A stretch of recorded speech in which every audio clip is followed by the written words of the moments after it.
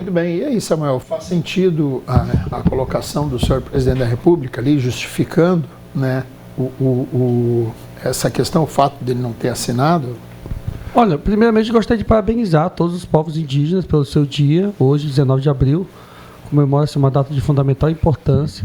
É comprovado os estudos, né, internacional, que as terras, né, oriundas dos povos indígenas, quando preservadas na demarcação, elas mantêm, né, a riqueza do bioma, da fauna, flora, do ecossistema, da nossa rica e vasta biodiversidade, e para que tenhamos a manutenção do aspecto cultural, filosófico, religioso, o culto à natureza, a qual muitas dessas etnias cultuam, e optando também, obedecendo muito fielmente práticas renováveis e sustentáveis para o uso da situação, e que combate muito fortemente o desmatamento, o dióxido de carbono, o efeito estufa, enfim, é necessário que se faça essa demarcação.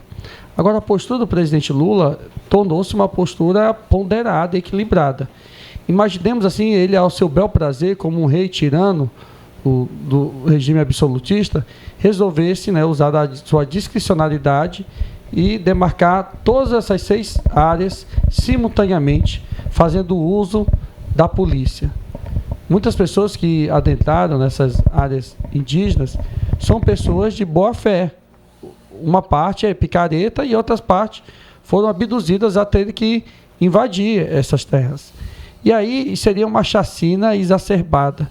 Então nós tenhamos que avançar, o governo federal tem que indenizar aquelas pessoas que agiram de boa fé, que foram abduzidas a comprar e tiveram essa comprovação, cabe os órgãos de controle e fiscalização, os órgãos de polícia investigar. Agora, a picareta que invadiu área pertencente à União e enriqueceu de forma exacerbada, inclusive aqui no nosso estado tem pessoas muito famosas, né, que ocuparam, tem que ser responsabilizado na esfera civil e responder ao processo criminal. Agora, o que a gente não pode aceitar como fato consumado é que o interesse de uma meia dúzia de grandes latifundiários estejam tendo um lucro exacerbado em cima de uma terra a qual eles não são proprietários. Agora, onde houve marco temporal, advindo do governo federal, do governo do estado, enfim, essas pessoas devem ser indenizadas. Não é razoável que faça a demarcação da terra dos povos originários, dos povos indígenas, e, consequentemente, não indenize aquele trabalhador e trabalhadora do campo que entrou na área de boa-fé. Essa situação é uma situação complexa, que requer bom senso, e eu espero profundamente que o Congresso Nacional colabore com o governo federal no sentido de resolver essa lide e que a gente evite matança e genocídio no campo. Ok, seguimos. Sofia, sua vez aí de analisar a fala do presidente da República. O Lula dizendo na frente dos indígenas que não ia assinar a demarcação da terra que eles estavam esperando, porque lá tinham pessoas tão pobres quanto ele. Um cara milionário, se colocando na mesma condição de pessoas que estão ali, às vezes ocupando um pedacinho de terra porque não tinham onde morar, mas na realidade, por Lula ter feito isso, eu acredito, com a postura do Lula e todo o seu histórico, tem amigo do Lula nessas terras, deve ter fazendeiro ricão milionário por lá, que é do naipe dele, esses sim são do naipe deles, né? Porque o Lula não faz nada de graça, não faz nada pensando no pobre, ele faz pensando naqueles iguais a ele, exatamente isso. Então o Lula não está preocupado com o índio, o Lula não está preocupado com o pobre, o Lula não está preocupado com mulher, o Lula não está preocupado com os Yanomami morrendo de fome, nem com as crianças sendo molestadas lá no Marajó, ele nunca se preocupou, ele só se preocupa com ele, com o bolso dele e com o grupinho ali dele. Então se ele não assinou a demarcação dessas terras, pode saber que tem amigo do amigo lá nessas terras.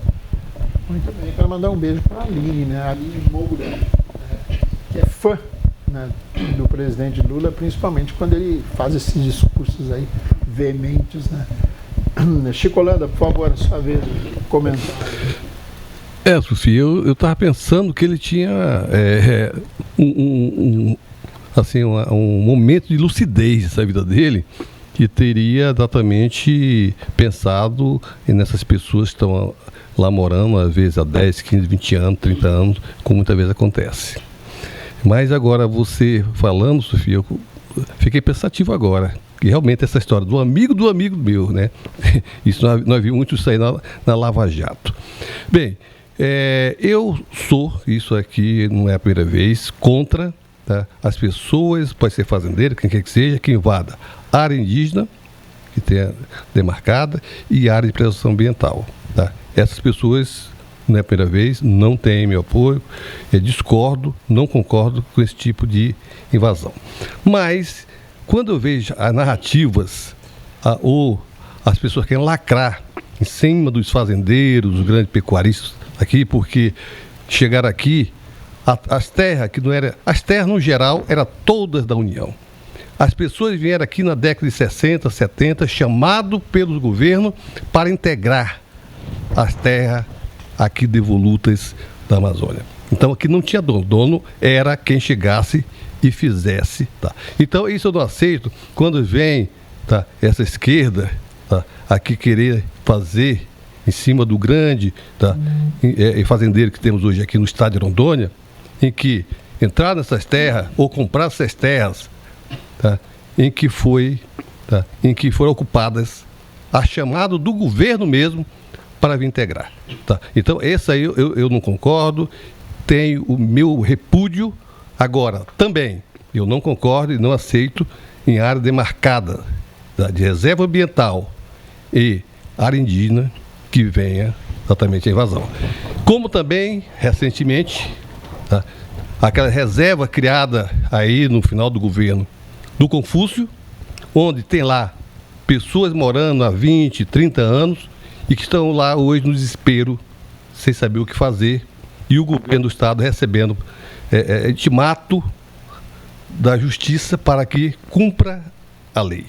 Então, isso aí são coisas que nós não podemos aceitar, não podemos permitir que desde o pequeno ou o grande, que esteja lá de boa fé e que venha mais tarde, por uma canetada, deixar essas pessoas, tá, no prejuízo, ou aquelas pessoas mais humildes sem ter para onde ir, porque eles vivem ali em cima, eles sobrevivem daquilo, é ali que sustenta as suas famílias.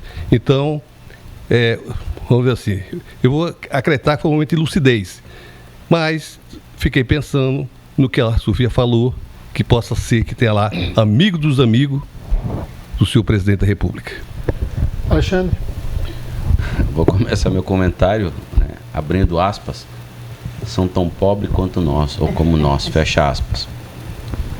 Com esse comentário, com essa frase, já externa um pouquinho do que é o presidente da República. É evidente que tudo que vai se fazer tem que ter a lucidez, tem que ter o equilíbrio. Só que eu pergunto, descobriram hoje, ou essa semana, que tem ocupantes desses locais? Eu confesso que eu tenho dúvida.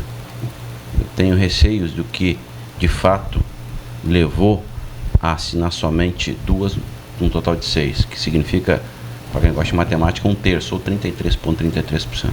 Por que não assinou os outros 4? Quer dizer, se queria agradar tanto e ser tão justo com os indígenas, hoje é o dia do índio, a quem a gente parabeniza, que aliás o Brasil só lembra de homenagear o índio no dia do índio. O restante, né, uma coisinha ou outra, você vai verificar o que o Ministério dos Povos Indígenas fez em um ano e pouco agora, talvez você não consiga preencher os 5 dedos da mão. Então, acho que a gente tem que ter cuidado, achar que está tendo equilíbrio e tal. Será que está tendo? Fica difícil você confiar, né? Fica difícil você acreditar em quem fala em combater a fome do povo brasileiro e manda 125 toneladas de alimento para Cuba. E o pessoal daqui, será que não precisa desses alimentos? Então, acho que é mais um discurso populista para tentar convencer daquilo que não se pode convencer. E, obviamente, tem pessoas que acreditam. Eu gostaria de acreditar, mas eu tenho um pouco de receio por todo um histórico, por todo um cenário que vem acontecendo desde janeiro do ano passado para cá. É uma pena que frustrou os índios, né? E o próprio ministro levou 6, ou seja, o ministro levou 6. Eram 6 áreas para serem assinadas. Aí o presidente assinou só 2. Será que é problema de ocupação mesmo?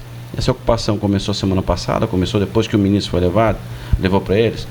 Ou o governo está perdido, não sabe para que lado vai, nós já tivemos uma série de exemplos aqui, né? O ministro da Comunicação deixa muito a desejar, ou tem alguma coisa de estranho no ar que a gente não sabe por enquanto, né?